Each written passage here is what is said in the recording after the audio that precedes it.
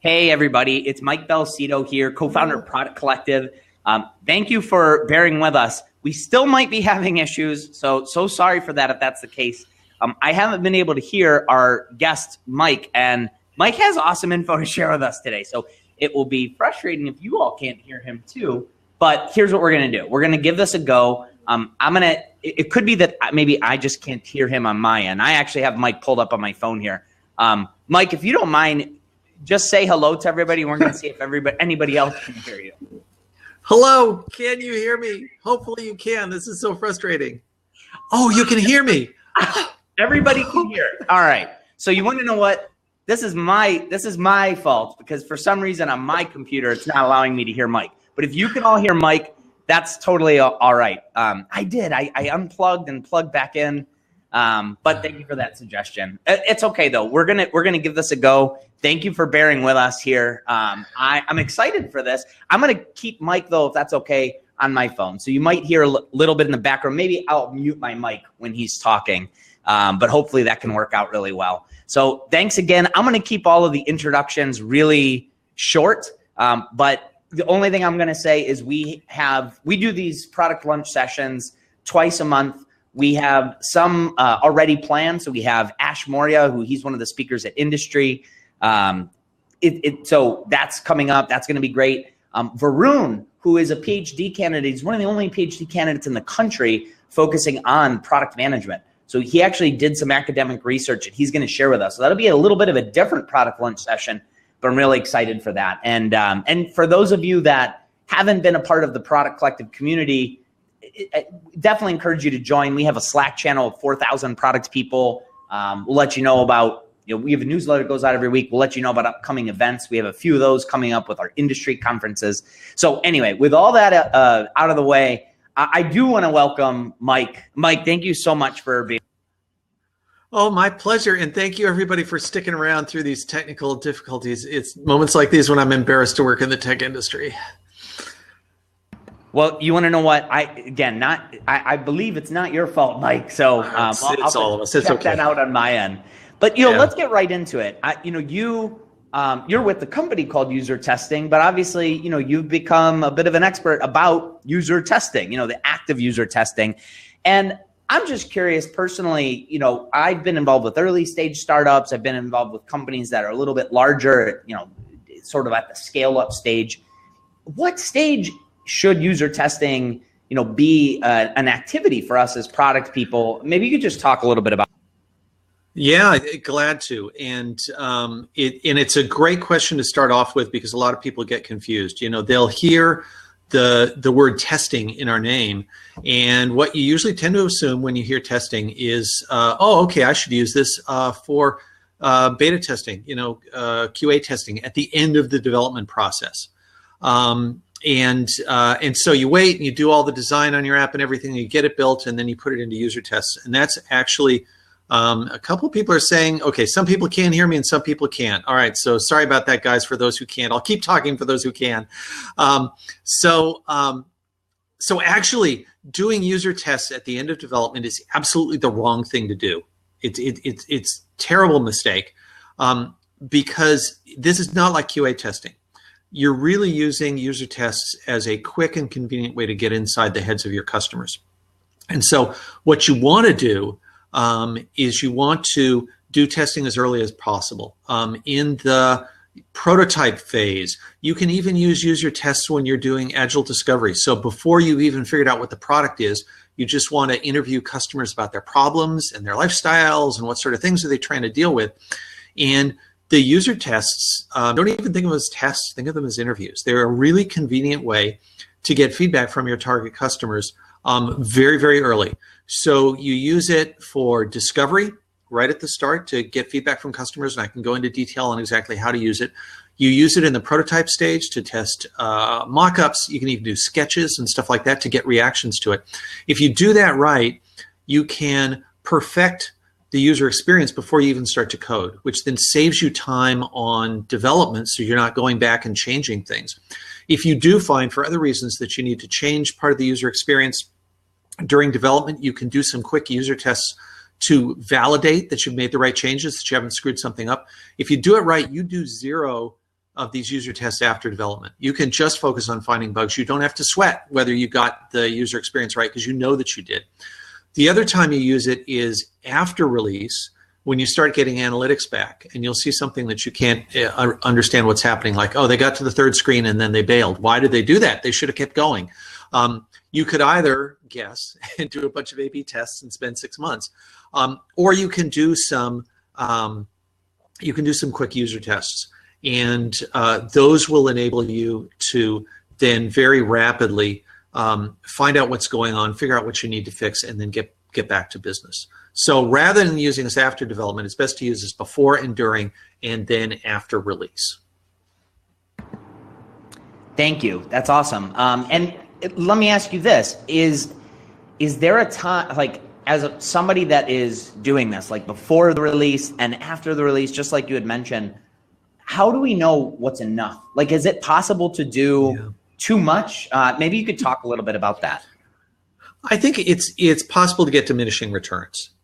So what'll happen is you will eventually get to the point where you start getting the same feedback. And so what I recommend, and this is one of the differences between this and traditional research, is it says something disconnected, but I'm going to just keep going. So sometimes people will think this is like traditional market research. And so what I'm going to do is I'm going to do 50 tests because we need something that's going to be statistically significant. And what you'll find when you go to watch all of those videos is that, in fact, you start seeing the same things after you watch 5 of them because people are running into the same problems. And so the best thing to do is to do this in really little batches, maybe 4 or 5 people at a time.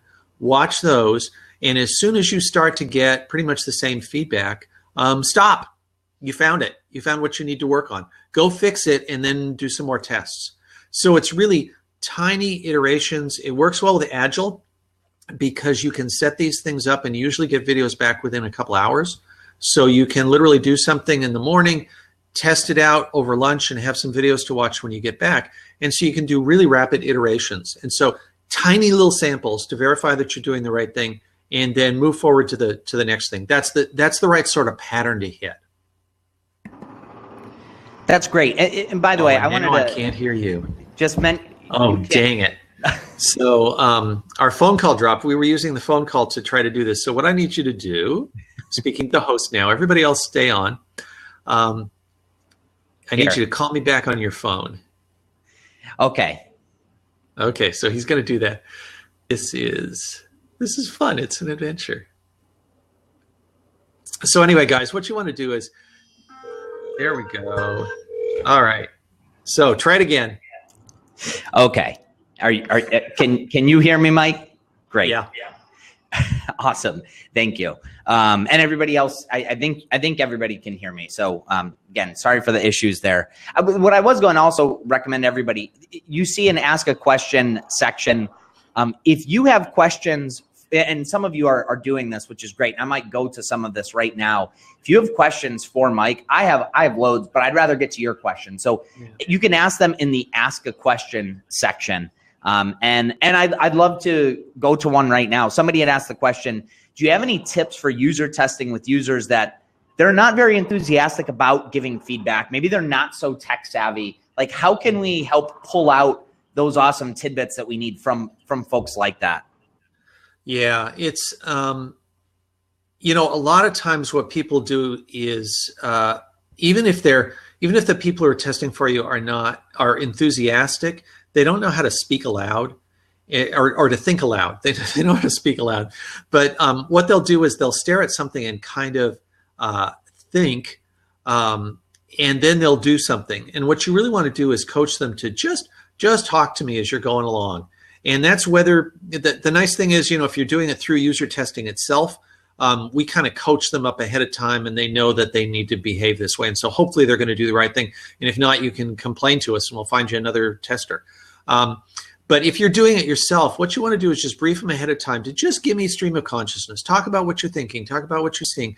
If you have any questions, Get them to do that. And if it's a live session, you're just like sitting across the table from somebody, or you're on video conference, you can just keep prompting them like that. Hey, tell me what you're thinking. Give me what's going through your head. And usually they'll start to open up a bit, because most people, they like to share their ideas. It feels flattering to them. And as long as you make them understand that their thinking and their thought process is important to you, then they will usually want to open up for it. Frankly, the other thing is, it also helps if you're compensating them a tiny bit. Even if it's just like a $5 Starbucks card, or $10 gift certificate on Amazon or something like that. People will feel like, because you're doing something for them, they will feel obligated to kind of go out of their way to try to help you, even if it's not a lot of money. That's great. I saw a question come in, and this is, I can empathize with this one. I can relate to it a lot. It was, hey, look, I'm a product person. I understand the value of user testing, but our CEO, they, maybe they're in their mind, it's like, well, hey, if we ask people this stuff, they might think we don't know what we're doing. Like, we should know this stuff. So let's not risk it. Let's not ask them.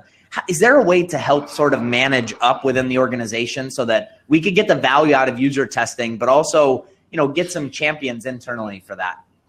Yep. So a couple of thoughts. First of all, in a lot of cases, the resistance is that you'll have somebody who's a senior position who thinks they know everything. Like, I've been working here for years, and I understand the customers better than anybody else. Let's just, to save some time, let's just build what I say we should build. And the best way to deal with that is find some way to run a couple of the tests, and inevitably they will they'll come back with something that you didn't know, because you were making an assumption about the customers, or something that was obvious to you is not obvious to them. And that happens a lot, where you'll have some assumptions that you didn't realize you were making, and then you discover these things. So the first one is, and I've had this conversation with some product managers who said, I really thought I knew our customers, and then I did the tests, and oh my God, I found out it was XYZ, and we had no idea, and we were so embarrassed. It's like, I can't believe it. So that one is, just find a way to get a few of the tests, and usually it's the video of the people themselves talking. That's the key thing. When they say, "Oh, hey, I don't understand this," or "I thought this was so and so," or "I thought that icon meant save when you thought it was intuitive that it meant delete," and oh, look what happened in the app. So just one of those experiences of, oh, I've been humbled by the actual behavior and thinking of real customers, usually is enough to convert people. Now, the second one is worrying that you're going to look bad, because you're asking people to give you feedback when you're supposed to know it. And what I recommend is you don't ask them. The best way to do user tests is you just show, and you say, tell me what you think. What would you do when you see this? I just want to see how you react to this. Just talk me through it, so that you're not losing any face. You're not, because you haven't said that you're not knowledgeable. What you're saying is, oh, hey, I'm interested in you. I want to hear from you. I care about you. And usually people will view that as an indication that your organization is a caring organization, that you're open to your customers. And so you actually gain credibility by doing this, rather than having it look like you don't know what you're doing or something like that.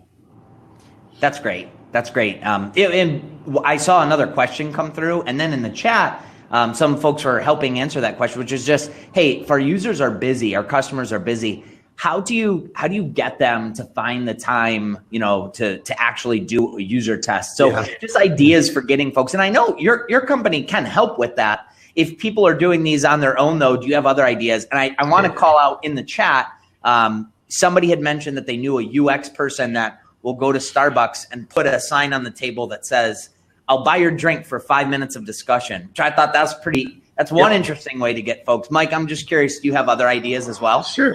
Yeah, well, the simple self-serving one is, like you said, come to us and we do all that for you. That's why we're in business. But yeah, the Starbucks test is kind of a standard thing to do. And what you can do actually is get a little pile of Starbucks gift cards, so that they're sitting right next to you, so that people see that you're going to hand this, hey, let's talk for a minute. I want you to look at this. Let me hand you my smartphone. I want you to look at this app, or I want to ask you some questions. Just sit down and talk with me. So the plus of that is it's very convenient to set up. Second, it's a proven methodology. Downside, you can't control the demographics. If your customers are not an average Starbucks person, you're not necessarily getting the people that you want to get. Second thing is it does consume a fair amount of your time because you're sitting there working with each person that you're getting to and interacting with them. One of the nice things about the user tests that we do is that they're asynchronous. So you come to us, you define the tasks you want performed, the feedback that you want to get from people, and then that's sent off. Our system takes care of it. You just get the videos back and you can watch the videos later at your convenience. So it's a balance. But definitely the Starbucks thing, I've talked with companies who've done it at other places. So in San Francisco, for instance, they would do it at the Ferry Building because they know there's a lot of traffic coming through there. And apparently the Ferry Building people won't throw you out when you're doing it. You got to be sure you're not going to get kicked out. But, at Starbucks, the nice thing is if you bought a bunch of their gift cards and you're giving them out to people, they don't care. You're giving them money. So that's fine. You basically rented the table. I remember one time for me, we had a product that I was managing that was a fitness tracker, but it was for the corporate market. And we did user testing at a mall food court that it's just right in the area of Cleveland where the only people that are really, business people that are out at lunch. So it's like maybe keeping your target market in mind certainly helps too, I imagine. Yep. I had a couple of my own questions, but I want to make sure I got to one that got some votes here as well, which is just, you had mentioned before, hey, it's great to do user tests before you're releasing and then after releasing. Is it better to do it with the same people, or do you try to get different people at different stages? What are your thoughts on that? I like to mix it up as much as I can. And we call that fresh eyes. What'll happen is if you test on the same people over and over, you will get, eventually they turn into insiders. So they've learned from previous versions of your app or your website how it works, and they will become more and more like your own employees. I mean, if you want somebody who already knows your product to give you feedback on the product, you can just talk to the person who works next to you, or talk to the sales reps or something like that. It's usually best to try to get fresh feedback and from people who've never seen it before. And because presumably you fixed some problem that was aimed at people who are new to it, haven't seen it before. Oh, they can't figure out section 3 or something like that. And then you want other fresh people to come in and see how it works. So it's okay if it's something where you had to do a lot of recruitment, or they need the context of previously using it, or if you're after your current customers. A lot of the companies that I talk to say, no, we've got a big learning curve. I need to go back to people who've already gone through the learning curve. That's fine. Do what you want. But if all other things are equal, it's better to get completely fresh people. That's great. And I know even though we got a late start, we're kind of coming up towards the end of their time. So I was curious, Mike, if you could share common mistakes that you see, because we're all learning at this. So if there are things that you've seen happen over and over again, you're like, oh man, I wish people would know, like, this isn't the way to go. Maybe that would help us. And also there's sort of like, if you want people to walk away with one thing from this product launch, what would you want that to be? Yep. Good. So a couple of things. We've already touched on them a little bit, but I think it's really good to kind of bring them home. Number one, you don't have to test on that many people. I can't tell you how many times a new company will come in and we find that they've done a test that they deployed to 40 people because somebody decided, well, this is kind of like market research and we have to have, well, at least it has to be at least 40 or it's not going to be statistically significant. And then you've got 40 15-minute videos that you need to watch, and you're going to find that they're all repeating each other anyway, and it's a really bad waste of time. The second thing is testing too late. And again, I had a heartbreaking thing when we were talking with one of our customers who had shipped a mobile app, and they'd done some tests that showed, hey, the purchasing experience on this app just doesn't work well. It's really not satisfying to customers. And I said to them, hey, you had this research that showed that it didn't work. Why did you guys end up shipping the app? And they said, well, because we did the tests at the end and we didn't have time to fix the problem because we had a schedule. We had to ship the app. It was almost done.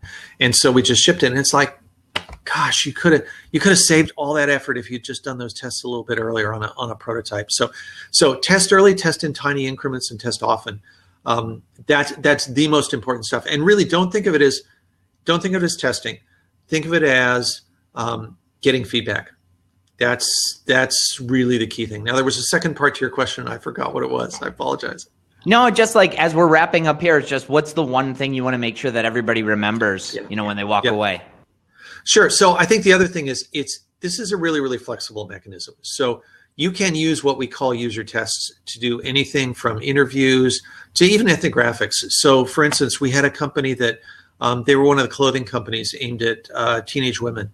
And they said, we'd really like somebody to just take their smartphone and go into their closet and talk to us about what's your favorite clothing and where did you buy it? Why did you buy it? What makes you feel good about it? Because we just want to know how they think. That is super easy to do with our systems. You don't think of it because you think, oh, I'm going to use this to test a user interface. But it's really easy to set up a test where you just say, talk to me about this subject. I'm not looking for feedback on a website. I just want to tell you to tell me what you think about this. Or take your smartphone and record, show me how you do X, or show me what location is X. And so a lot of that stuff that you would think have to be really complex ethnographic studies with a professional researcher who goes out with a camera and lives with somebody for 3 weeks and stuff like that, you can actually get that feedback super fast and super easy. And just be moving on with your insights. And so I encourage you to really take advantage of the flexibility of these platforms, whether it's through us or some other company. You can get so much insight so quickly now that there's really no excuse for not getting the insight. Well, Mike, I really appreciate you spending the time and sharing it with all of us. Thank you so much for being here. And thank all of you for being with us as well. I would love for you to check out other upcoming product launch sessions. Also, if you're a podcast listener, the official Product Collective podcast is rocketship.fm. We're in the middle of an awesome season right now. I also saw the host of the Everyday Innovator podcast, Chad McAllister, was on as well. So check out that podcast. That's a good one as well. And thank you again, Mike. And hopefully we'll get to chat soon. And I'll see everybody else at the next product launch session. Thanks, everybody. Thanks, everybody.